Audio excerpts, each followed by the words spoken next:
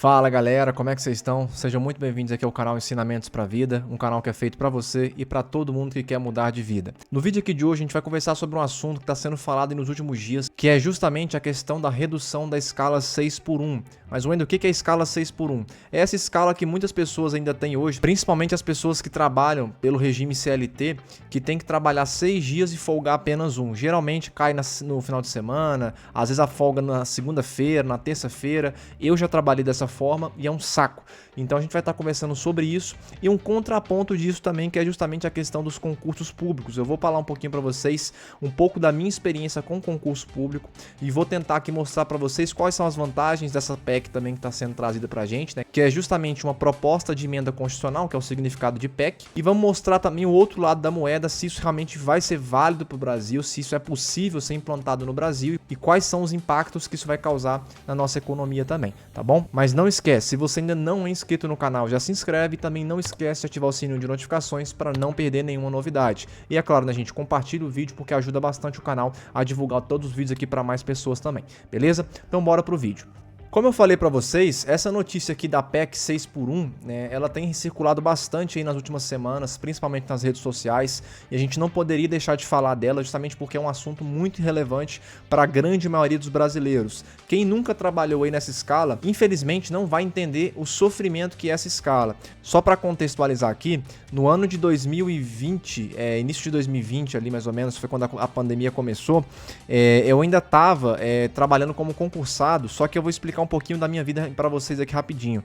Eu era concursado, caso estatutário, né, mas eu trabalhava como auxiliar de serviços gerais. Isso, eu trabalhava limpando o chão. Essa que é o português claro. E apesar de eu ser concursado, eu não ganhava bem. O que todo mundo acredita é que todo concurso é bom, todo mundo pensa também que o concurso público é mil maravilhas, não é bem assim, tá? Se você quer um concurso bom, como é o que eu estou aqui, por exemplo, hoje, você precisa estudar bastante, você precisa se dedicar e não é fácil, ainda mais hoje em dia porque os concursos estão cada vez mais especializados.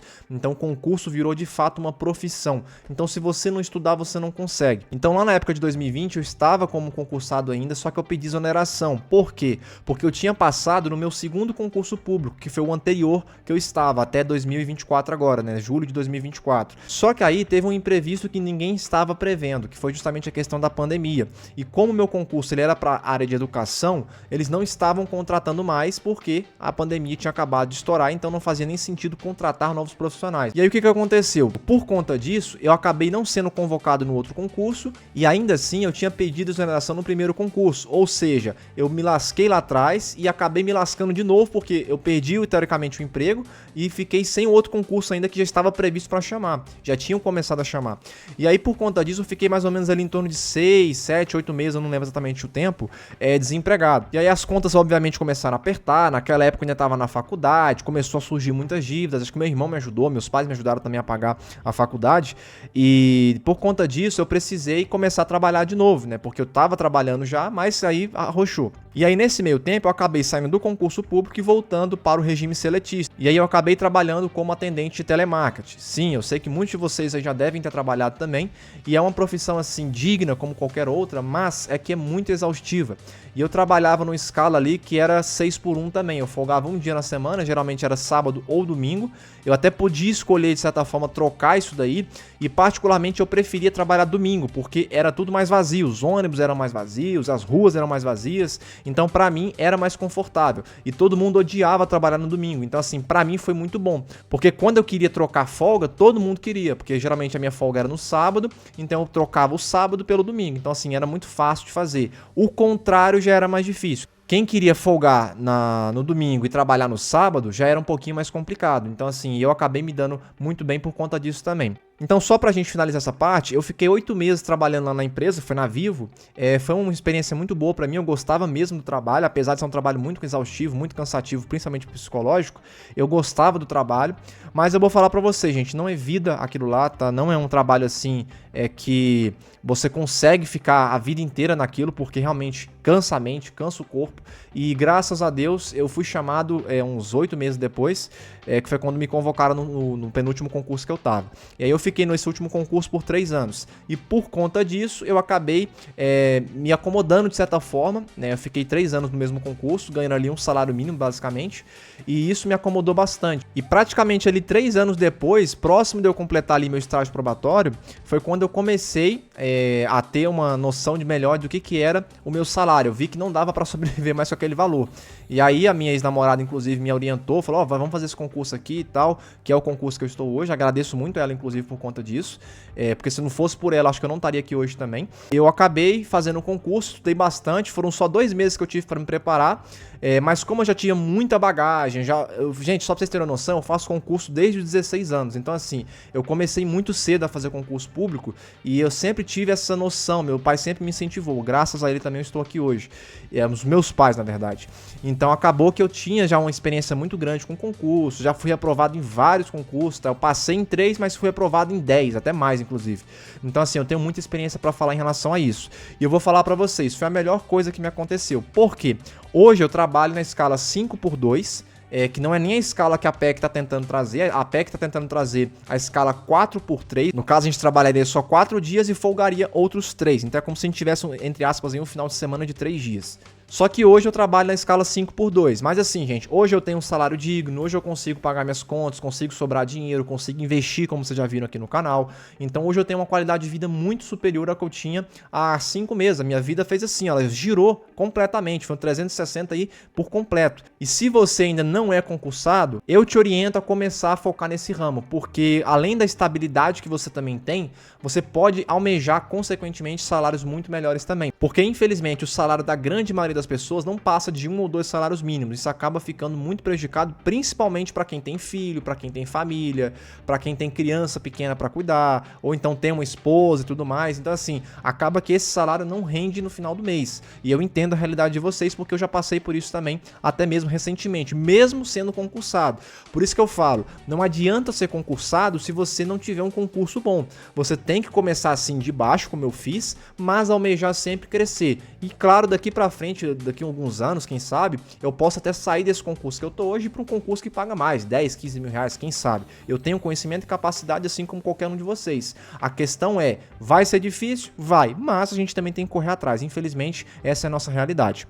E entrando aqui num ponto que é muito importante também dessa PEC que eu queria trazer para vocês é justamente o seguinte. Uma pesquisa que foi feita em 2014 já constatava o seguinte, que as micro e pequenas empresas elas geram praticamente 27% do PIB do Brasil. Ou seja, essa parte aqui das empresas, que serão as mais afetadas inclusive pela PEC que a gente vai falar daqui a pouquinho, elas geram mais de 1/4 do PIB do Brasil. Ou seja, as micro e as pequenas empresas, elas fortalecem o Brasil com certeza. E não se engane achando que as empresas elas são vilãs, as empresas elas são malvadas, muito pelo contrário, gente. Quem move o Brasil não é o governo, tá? Quem move o Brasil são as empresas. Então, se você é contra a empresa, saiba que você está completamente enganado, tá? Não é o governo com seu assistencialismo aí que gera o PIB do Brasil, muito pelo contrário. Se nós não tivéssemos empresas, consequentemente a gente não teria empregos, a taxa de desemprego estaria altíssima e, consequentemente, o PIB do Brasil não seria tão elevado quanto é. Então o Brasil ele tem dinheiro, mas os gastos, ou seja, aquele déficit fiscal que o Brasil tem, ele está extremamente elevado. Então acaba que a gente não vê esse lado da moeda. Então as empresas, muito pelo contrário, elas não são vilãs, e sim heroínas, porque se não fossem elas, o Brasil estaria muito pior do que está hoje. Quando a gente fala da escala 6x1, muitas pessoas vão falar, nossa, a gente tem que aprovar isso o quanto antes, isso vai ser muito bom para os brasileiros, e eu concordo, isso é muito bom para os brasileiros. Só que a gente tem que pensar na economia, como que isso vai acarretar no impacto social, no impacto econômico a longo prazo, porque no curto prazo, as empresas pequenas, as micro e as pequenas empresas, elas vão sofrer muito. Por quê?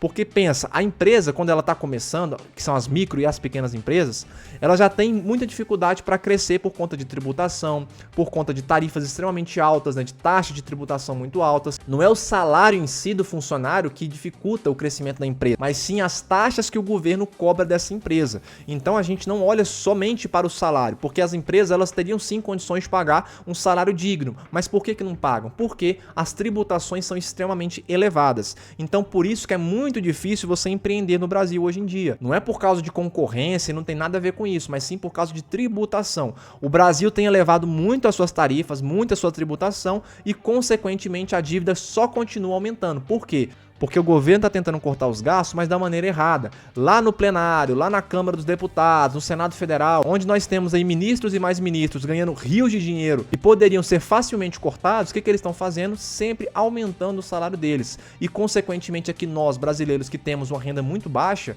a gente acaba sofrendo com isso. Por quê? Porque o déficit fiscal aumenta e, consequentemente, não tem mais de onde tirar. Quando a gente fala de escala 6x1, a gente não pode se afobar não, tá? Por quê? Porque quando a gente fala disso, a gente está falando de economia. E não é só pensar no curto prazo, falar assim, nossa, agora os brasileiros vão ter 4 dias na semana para trabalhar e 3 para folgar. Tudo bem, mas será que essas empresas aí pequenas, ou a padaria do seu João ali da esquina, um supermercado da outra esquina ali, será que eles vão conseguir sobreviver por causa dessa escala? Aí você pensa, Wendel, mas esses empresários eles têm que se lascar mesmo, eles têm que pagar muita dívida mesmo, porque eles só ficam lucrando com a gente. Entenda, criatura, que esses empresários são justamente quem garante os empregos dos brasileiros. Sem eles, mais uma vez, nós teríamos um déficit fiscal ainda maior e principalmente uma alta taxa de desemprego. Então, a partir do momento que você começa a entender isso aqui, você percebe que o problema é muito mais profundo do que a gente está achando. É claro que essa pauta ela é muito relevante, ela é muito necessária, porém a gente tem que ter um pé atrás ali, tem que frear um pouquinho essa massa que está tendo agora aí,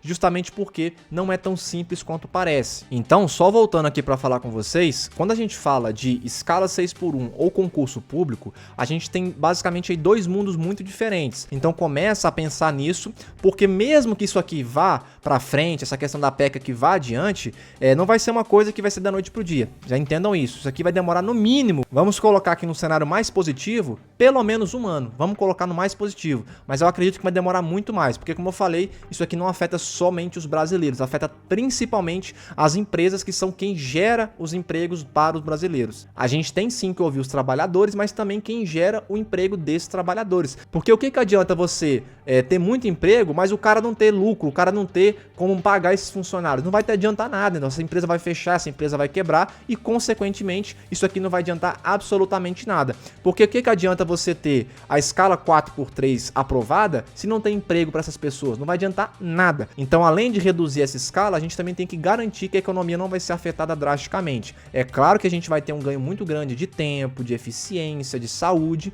porém, essa questão econômica ela também tem que ser levada em consideração e muito bem discutida para não ter problemas aí no longo prazo. Então, pessoal, só queria trazer esse posicionamento para vocês. Fiquem atentos às notícias que estão saindo. Aqui na Câmara dos Deputados, inclusive, vocês conseguem ver o andamento desse processo um pouquinho mais claro. Mas é claro, se ainda for aprovado isso aqui, vai demorar, como eu falei, ainda vai ter que ir para a CCJ, depois vai para o Senado Federal, então vai ter muita coisa para acontecer ainda, então não fica nada aí afobado achando que isso aqui vai ser resolvido em 1 mês, porque não vai, tá? A gente sabe como é que funciona a burocracia brasileira, principalmente se for afetar o bolso do Brasil como um todo. Então só queria agradecer vocês mais uma vez, obrigado pelo apoio de todo mundo. Se você ainda não é inscrito no canal, se você é novo aqui no canal, se inscreve, compartilha esse vídeo, curte o vídeo também e comenta. Se você comentar, eu vou saber se você tá gostando do vídeo, se o vídeo tá legal para vocês. E claro, pode sugerir vídeo também, temas que vocês achem relevantes que eu possa trazendo aqui no canal também, beleza? Então espero vocês no próximo vídeo e um abraço.